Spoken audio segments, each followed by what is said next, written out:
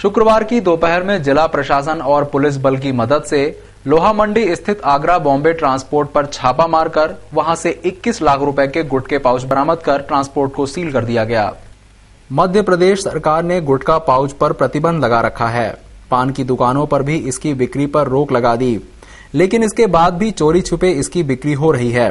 शुक्रवार की दोपहर एसडीएम रजनीश कसेरा के नेतृत्व में पुलिस बल के साथ लोहा मंडी स्थित आगरा बॉम्बे ट्रांसपोर्ट पर छापा मारा गया। इस कार्रवाई में 21 लाख रुपए के गुटखा पाउच मिले। यह गोरख धंधा जूते चप्पल की आड़ में हो रहा था। एसडीएम ने ट्रांसपोर्ट को सील कर दिया है। इस बारे में रजनीश कसेरा का कहना था, पाउच बिकने की शिकायत मिल रही थी। काफी समय से इन सब चीजों पे जो प्रतिबंधित सामग्री है उस पर ये निगाह रखी जा रही थी कि कहाँ किस प्रकार से सारी चीजें आती हैं और जाती हैं। आज एक ठोस सूचना जब प्राप्त होने पर कलेक्टर महोदय के निर्देशानुसार ये कार्रवाई संपादित की गई है। इसमें आगरा बॉम्बे फ्लैट पीरियड जो लोहा मंडी में है, तो यहाँ पर हमें करीबन 20 लाख रुपए से ऊपर का जो है गुटखा पाउच हमें यहाँ पर मिला है और अभी भी और आगे भी माल मिलने की संभावना है। तो पुलिस ने एक ऐसे अंतर्राज्यीय गिरोह का भांडाफोड़ किया जो सोने की नकली गिन्नियों को विक्टोरिया कालीन बताकर ठगी की वारदात को अंजाम दे रहा था। पुलिस ने एक महिला सहित 3 सदस्यों को गिरफ्तार कर उनके पास से 1 किलो से ज्यादा सोने की नकली गिन्नियां बरामद की। विक्टोरिया के प्रतीक चिन्ह वाली गिन्नियों को देखकर पहली नजर में आप भी इसे असल मान बैठेंगे, लेकिन सोने की ये चमक महज धोखा है।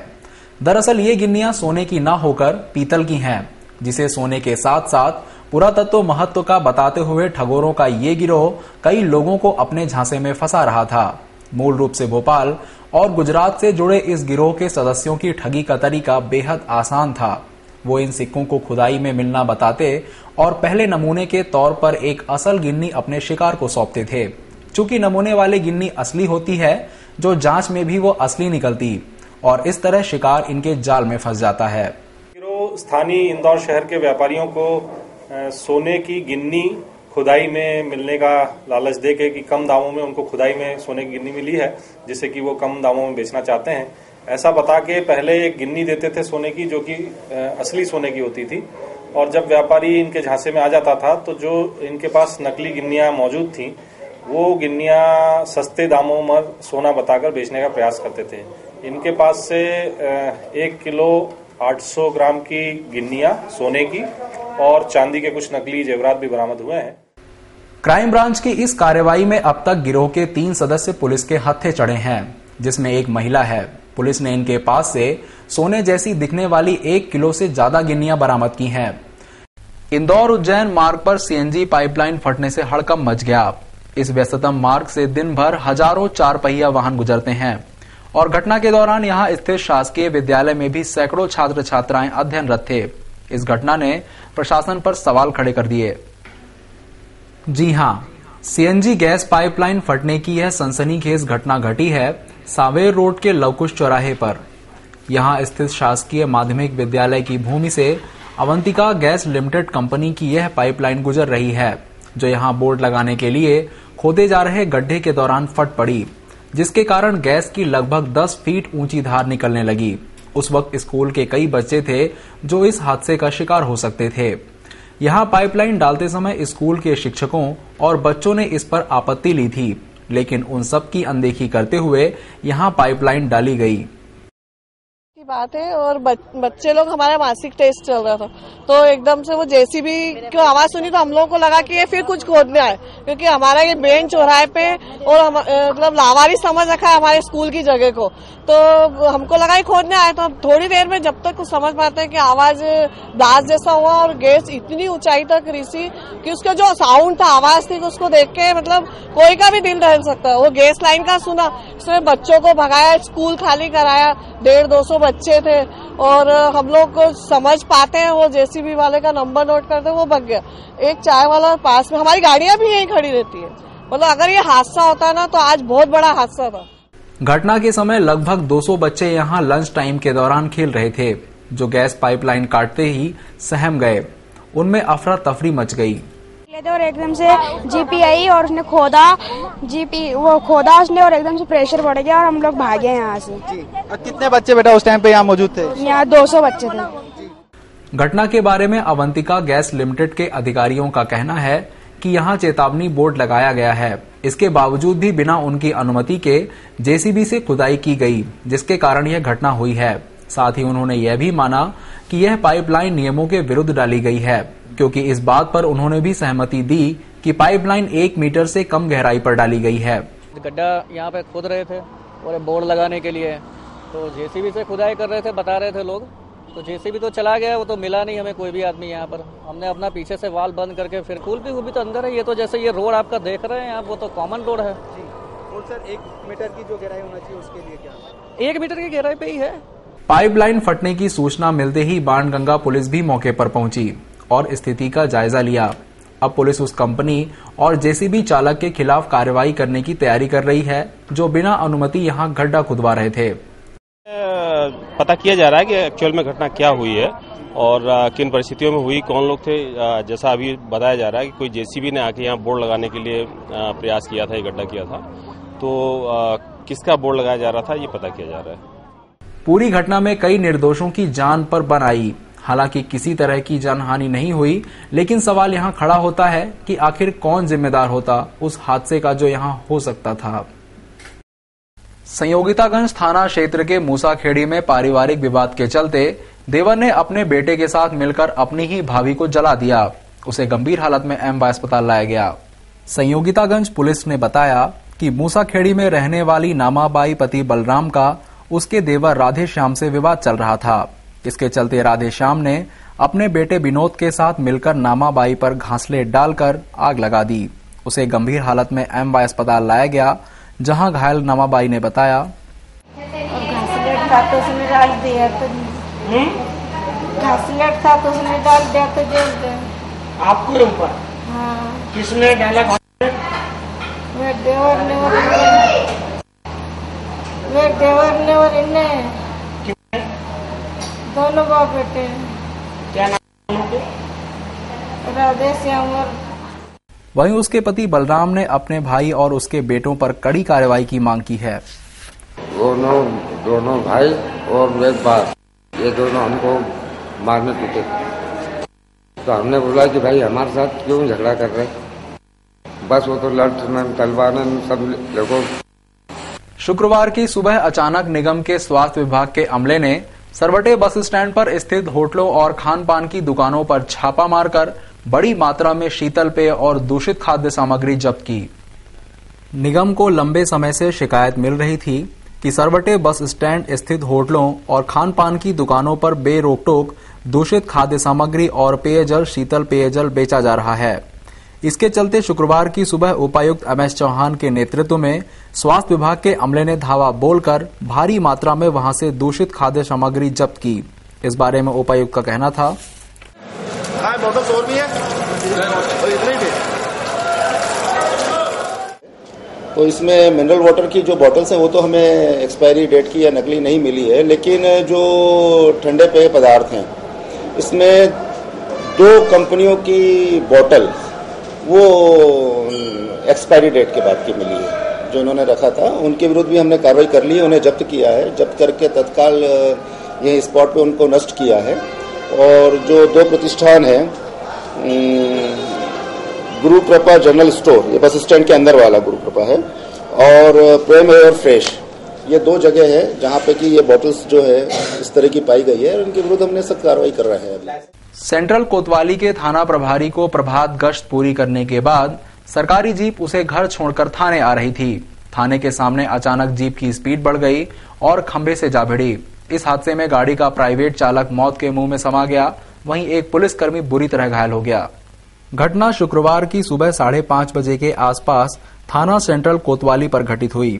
थाना प्रभारी ए खान गश्त पूरी कर थाने की जीप लेकर अपने घर चले गए। जीप का निजी चालक हारून और सिपाही कपिल यादव जीप खड़ी करने थाने आए तो थाने के पास अचानक जीप की स्पीड बढ़ गई और बेकाबू होकर थाने के पास लगे खंभे से टकरा गई। इस हादसे में अरुण और कपिल बुरी तरह घायल हो गए। उन्हें तुरंत एमवाय अस्पताल लाया गया, जहां इलाज के दौरान हारून की मौत हो गई और सिपाही कपिल का पैर फ्रैक्चर हो गया। गुरुवार रात एक इलेक्ट्रिक की दुकान में आग लगने से लाखों रुपए का माल जलकर खाक हो गया। दुकान सकरी गली में होने के कारण आग बुझाने में फायर ब्रिगेड के कर्मचारियों को काफी मशक्कत करनी पड़ी। आगजनी की घटना जेल रोड की सुतार गली की है। यहां देर रात चंदन इलेक्ट्रिक्स पर शॉर्ट सर्किट से आग लग गई। आग की सूचना पर फायर ब्रिगेड तो मौके पर पहुंच गई, लेकिन रास्ता छोटा होने के कारण उसे आग बुझाने के लिए कड़ा संघर्ष करना पड़ा।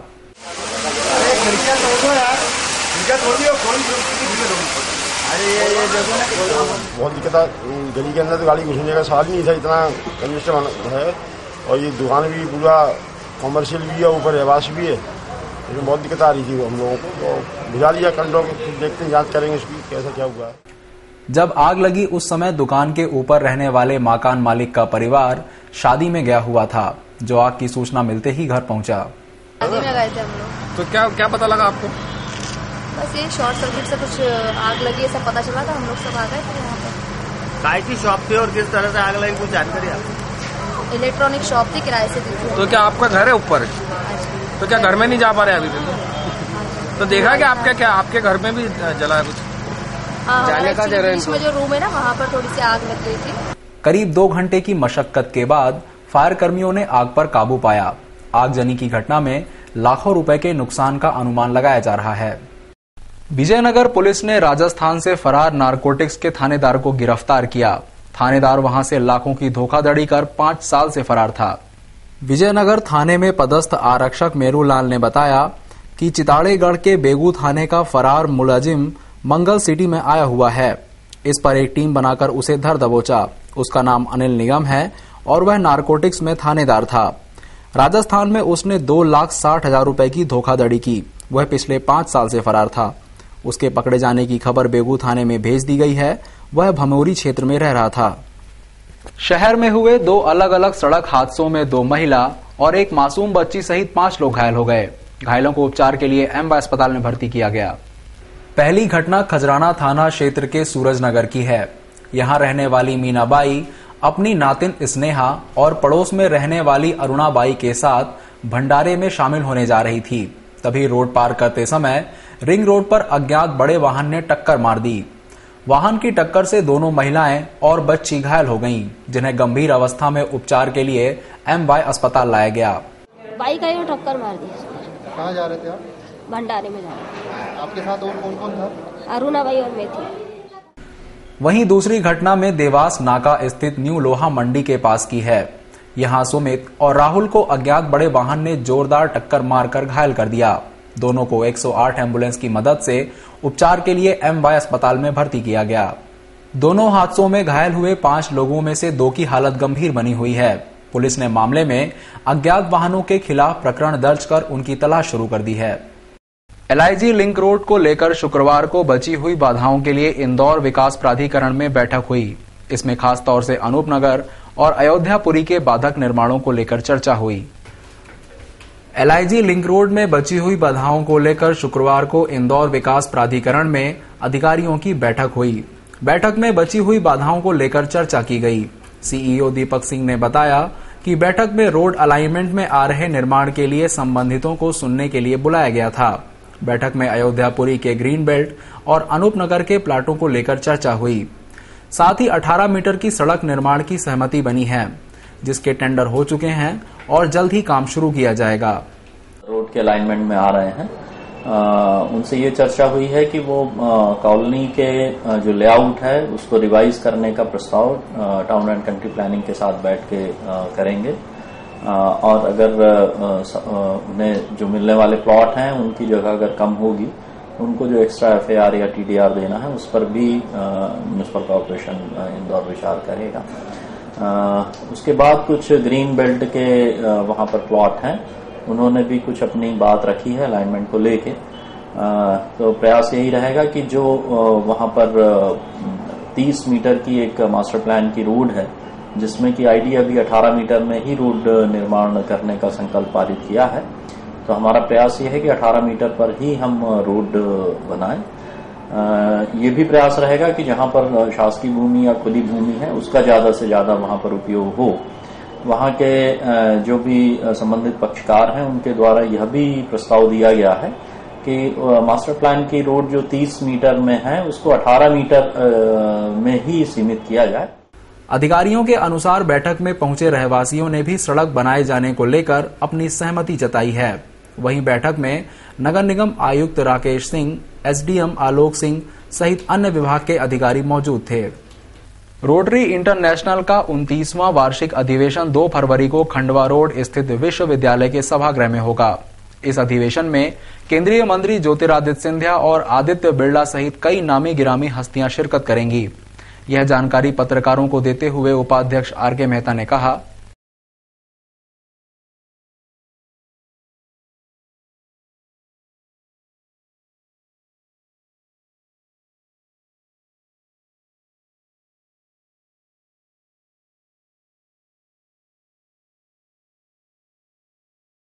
फरवरी को खंडवा रोड यूनिवर्सिटी हॉल में करने जा रहे हैं।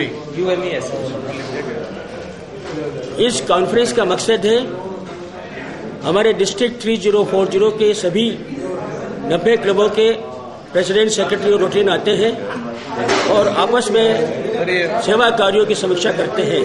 हमारी कॉन्फ्रेंस थीम है समन्वय, सेवा और शांति का। शुक्रवार की सुबह वाल्मीकि समाज के सैकड़ों लोगों ने एरोड्रम पुलिस की झूठी कार्रवाई के खिलाफ थाने का घेराव कर दिया।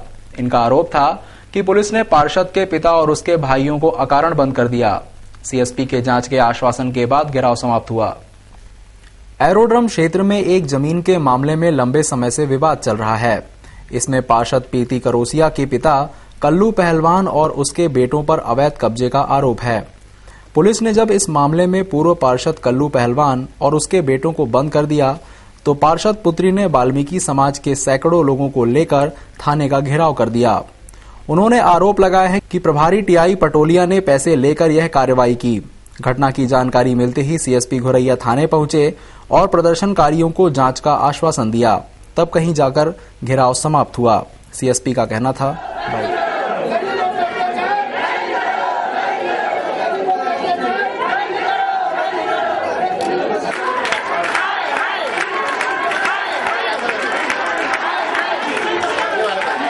थाना एरोड्रम में एक प्रकरण पंजीबद्ध हुआ है। उसके विरोध में कुछ यहाँ के नागरिक थाने में इकट्ठे हुए और उनका कहना था कि प्रकरण झूठा है। तो उन्होंने ज्ञापन दिया है और उस ज्ञापन की जांच कराई जा रही है और जो जांच में पाया जाएगा उसकी कार्रवाई की जाएगी। इसको बर्खास्त करने की मांग की है सर? बर्खास्त उसकी जांच बर्खास्त उन्होंने जो बोला है तो उस पर उसके विरुद्ध जो भी कार्रवाई होगी उसकी जांच की जाएगी और जो भी तथ्य सामने आएंगे उसकी कार्रवाई की जाएगी।